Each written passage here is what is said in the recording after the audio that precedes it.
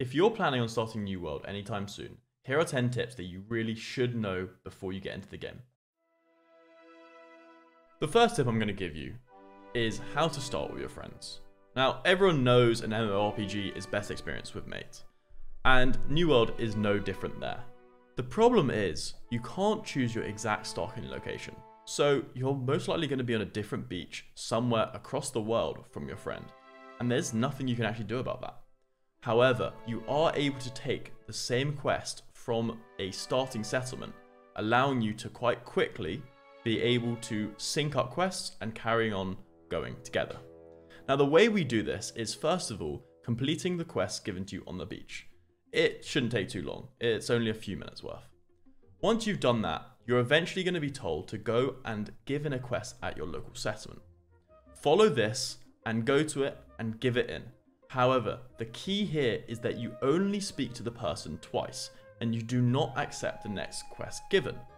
This will give you the option to start your next quest from whichever settlement you choose. If you don't do this, you and your friend are most likely going to be spending quite a long time following different quest lines before you can eventually sync up. My next tip is to discover all the fast travel locations in the game, specifically the ones that you go past as you're running across the world. Now, fast traveling is a major part of the game, something I'm actually going to cover later on in this video. However, the important thing that you need to know for now is, unless you've entered a settlement before or gone right next to a fast travel beacon, you can't actually use it. So, specifically at the start, if you're going to see your friend in another town and you're running along the way, keep your eye out for those beacons, put your foot in those settlements so that later on in the story, or whenever it may be that you need to go there, you've got it ready to fast travel from wherever you need to be. It's also important to note that if you actually die and haven't discovered the local settlement, you can't even spawn there.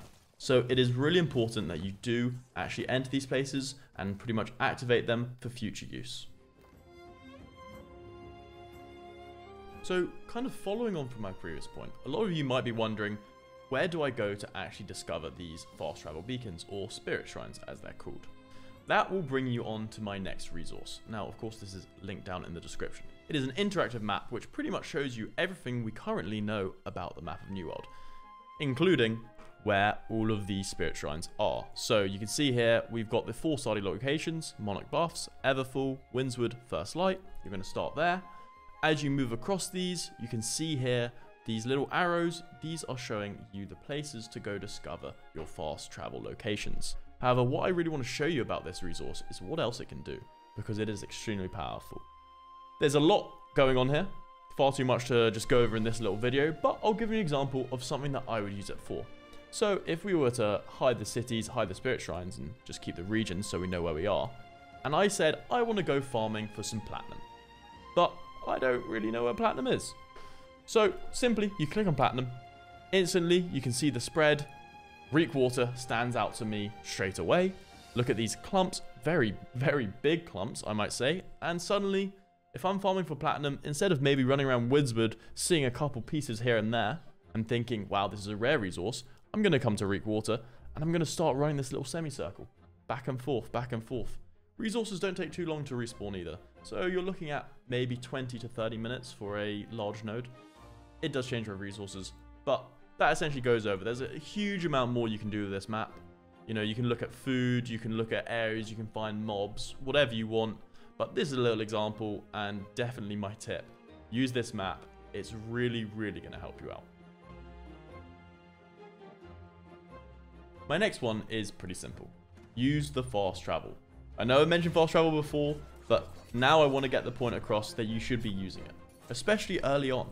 The thing is, a lot of people are wary about fast traveling because it costs a resource called Azoth, which you don't get too much of early on, or at least you don't see yourself getting too much. But trust me, passively, you'll get more than enough. The thing you want to remember when fast traveling is just don't be encumbered. Try dump as much stuff as you can in your storage so you're not heavy, and if you do that, the fast travel costs will go down a lot, and you'll be able to sustain it very easily. It's going to save you a lot of time, and I know the world is beautiful. I think the world designers and audio designers have knocked it out the park. I love being in the world, but you're going to have a lot of time in the world. use the fast travel when you can. It's going to save you a lot of time now. It'll save you a lot of hassle later. Just use it. Simple. So, as you heard me just mention, Azoth and fast traveling. Well, Azoth is essentially the utility currency in the game, used for fast traveling, crafting, and a couple other things. But honestly, the majority, for most people, will go towards fast traveling. Now, how do you get it? I said passively you'll get a lot, and that is because killing mobs is a source of Azoth. Every time you kill a mob, there's a chance you'll just get some Azoth from it. There's other ways of getting it too. Finishing quests, some quests reward you with Azoth. However, if you want to farm Azoth, if you are out of Azoth and need to do a lot of fast traveling, destroying corruption is the way to go. If you've not played the beta, you might not know what that is. Essentially, think of it as mini world events which will pop up. They're quite tough to do solo, so maybe you want to wait for a couple friends to come around, but once you complete it, doesn't take too long, you'll get some money, you'll get some equipment, and most importantly, you'll get a lot of Azoth. Later in the game, there are other few things which can impact your Azoth gathering. Perks on your bags can give you Azoth from harvesting. You can also start getting Azoth vials, which don't go towards your max cap of Azoth, which is 1,000. As well as fast travel costs can differ depending on various factors. I mentioned being encumbered is one of the worst. Distance changes the cost, but also owning different forts. If your faction owns a specific fort, it can reduce the fast travel cost for weight or distance, and if your faction owns the area you're fast traveling to, that also reduces the cost. So there are lots of ways to get Azoth. There's a lot of ways to reduce the cost of things which use Azoth. Overall, fast travel, that's how you get Azoth. Just go through the game, you'll be just fine. I now want to talk about territory standing, or more specifically, territory standing cards. Now, what is territory standing? Well, think of it as a level that you gain to a specific region in New World whenever you do stuff there. So, when you're in Windswood and you kill a mob, hand in a quest within that area, you'll get territory standing for Windswood. Once you hit the next level, you'll get given an option to choose between different cards, which have different permanent bonuses for you when you're specifically in that area. So once you leave that area, go to the next region, those buffs, they're gone, and territory standing will start being gained in the new area. Now, I want to bring your attention specifically towards these levels, because there are a lot of them. So you can see here, if we go all the way down, as far as we know, level 300 is the max, and that is a lot. That is a lot. And there are also diminishing returns. So for example, gathering speed, the first one you're going to get, that's going to be 5%. The second one you're going to get is going to give you 4.4%, I believe. I'm not quite sure on the exact amount. But there's diminishing returns in a lot of these. So there's no completely wrong choice. Obviously, you can kind of correct it later on.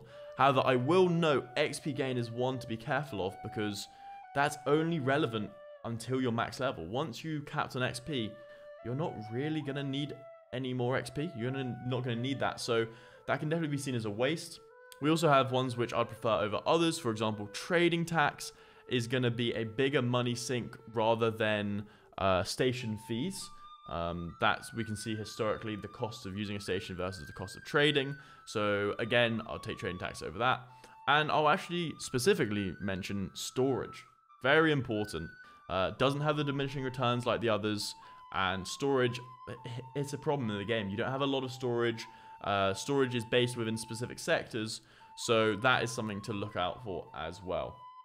Now, my tip here is specifically to come on this website, again, linked in the description. This is the New World Database, an incredible website for so many things. But here we have literally the list of all the upgrade choices you'll get as you go. Now, I'm not saying you need to make a list down to 100, that's a bit silly. But come on here, look at the first 10, maybe 15, and have a think, which one am I going to go for? Am I going to go for gathering, standing gain? Again, these, different regions might have different positives. So there might be an area that has lots of iron that you know for a fact that you want a lot of gathering, because you're going to spend a lot of time gathering that. Sure, gathering is a good thing to focus on. Maybe it's a place that, you're going to do loads of trading, or none. So if you're doing loads of trading, trading tax is great. If it's a place out in this wild, you're never going to sell stuff there. Ignore trading tax. So those are the little things. It's definitely worth coming here. This is a permanent upgrade, so you want to get it right, really. So now you can take your time rather than get it thrown up in game and be a little all over the place, not sure what you want to do, and regretting it down the line. So yeah, come to the website, have a look at the ones coming up so you know what's coming, pick it, choose it, and you're good to go. My next tip here is around gathering and crafting. Now, as you go throughout the game, you're going to want to level up all of your gatherings. You know, if you see some iron ore, hit it. If you see something to harvest, harvest it. You'll level up as you go, and by the time you hit 60, you'll have your gathering skills at a really nice level. However, when it comes to crafting, I actually recommend focusing on a single one. The reason is it takes a long time to level up your crafting. So if you're planning to produce weapons or armor or something for yourself as you go, the only real way you can keep up with your character level is by focusing on a single craft. If you try to jack of all trades it, you're going to fall behind. You're going to be level 40, only able to produce level 20, 30 gear. Now, of course, once you hit level 60, you can start spreading out, leveling them all up. Or if you don't really care about crafting, go ahead, level them all up. But if you're the kind of person that really wants to be able to craft their own gear as they play the game, focusing on one is going to be the way to go, simply because of how much it takes to level up your crafting skills in this game. Okay, this next one, short and simple. Use the faction shop specifically for pots. Now, the faction shop has a lot of good things in it. And if you don't know what the faction shop is, essentially, whenever you do some PvP missions that is for your faction, you'll get faction tokens. And there's a shop which you can use that on. And it costs a tiny bit of gold, some faction tokens, and you'll get some gear. Now, there's a lot of great gear, but the pots, at least as far as the open beta and closed beta were concerned, were incredible value. The most basic pots were pretty easy to make, honestly. But the second you step up, it becomes really hard to farm them. The resources aren't that common, but they only cost 50 tokens. So you can farm them through faction missions. Here's the shop here. It is really good. Really, really good. Choose a company. Now, I know this sounds a little extreme. A lot of people want to take their time. They don't know what company they want to join. Completely fine. And I'm not saying that you should lock yourself in with the group of people that you're going to be playing with. However, you can always leave a company, and joining one will give you a really nice little starting point. If you need help, and there's a lot of little things in the game that you might need help with, having a company is great. It gives you an idea of a good server to join, so you have a baseline of people that you know you can always speak to. It gives you people for you to join for a group. Maybe if you're into PvP, you can find some PvP company. If you're into PvE, a PvE company. There's a lot you can do, and having a company from launch is really going to give you that little bit of a baseline and support that a lot of people do need when they start this game. MMOs are pretty complex, so being within a company, you can also help, and trust me from experience, it's a lot better than the in-game help channel. Again, you can always leave it, and if you don't enjoy it, you should. But start with a company, try find one now. There's a lot of discords, there's a lot of companies out there. Have a look around, you'll find one which will give you a nice starting baseline. Wait, stop. I see you. I see you. You got your 3k gold and you want to buy your first house. But wait. My next tip here is wait. Don't buy your first house straight away. Your first house, you get 50% off. And that's not just initial sale price. That's also future taxes. So the first purchase is worth a lot. Now in New World, you can have 3 houses, right? Each house, you can have storage, you can put trophies, you can fast travel there. Better houses, more storage, lower cooldown of fast travel, more trophies. Better houses are, well, better. So the thing is, you're going to want to save up gold and buy an expensive house so you can use that big discount. Also, you can stack that discount. You get another discount for buying a house in an area your faction owns. So find a really expensive house in an area that you want to purchase and just wait. Wait until you have the gold for it and wait until your faction owns it. Then you'll be buying a house for 30, maybe 35% of its actual value. That is a great deal, and it's going to save you a lot of money in the long run. Trust me here, especially on that lower taxation rate. So stop. I know it's exciting. I know we all want our first house. Take a chill. You'll get it. buy the expensive one. And with that, that is my 10 tips done. Okay, I'm not here to tell you how to play the game. I mean, we have a whole range of people coming into this. You know, some, they want to rush 60, some want to build giant companies and take over the world. Others just want to get their crafting up, take their time, enjoy the mid game, enjoy the early game. There is so much to do in this game, and that is why it is amazing. We are going to have people from all walks of life. But I genuinely believe that these 10 tips will help pretty much anyone. You know, it doesn't matter if you're grinding, going hard, doesn't matter if you're taking it slow. I think this is just useful to know.